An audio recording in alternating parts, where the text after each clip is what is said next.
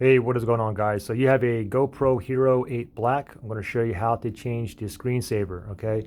So the screensaver just turned on because I have it for 1 minute. So basically what it does, the screensaver just dims your display here, okay? But it's still turned on, okay? So let me show you how to change the screensaver, and you can do it from 1 minute all the way to 3 minutes to never, okay? So remember, the screensaver, it only dims it out. It doesn't automatically turn it off. And I'll show you the auto turn off feature in 1 second. But first, let's do the screensaver. So I'll show you exactly where to go for the screensaver here.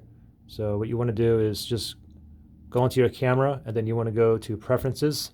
So simply just slide down from the top, tap on preferences, and then from here you want to go to touchscreen. So slide down, and then you see touchscreen here. Tap on touchscreen, and then you see screensaver right here. Tap on screensaver, 1 minute, all the way to never. Okay, so basically if I leave it on for 1 minute here, after 1 minute, it's going to go ahead and dim. My screen is going to turn black, but my GoPro is still going to be on. Okay, so you can change it. I put it to 2 minutes right here. So the screensaver is at 2 minutes. Now, in regards to the auto turn off feature, if I go back here, now if I go to general, and then I can go ahead and scroll down, I can go down here where it says auto power off. If I tap on that, auto power off, as you can see right here, it says set how long your GoPro must be idle before it turns off.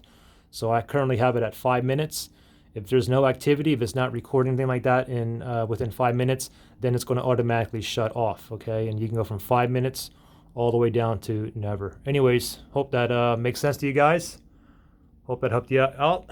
Thanks for watching, and I will see you guys on the next one. Bye.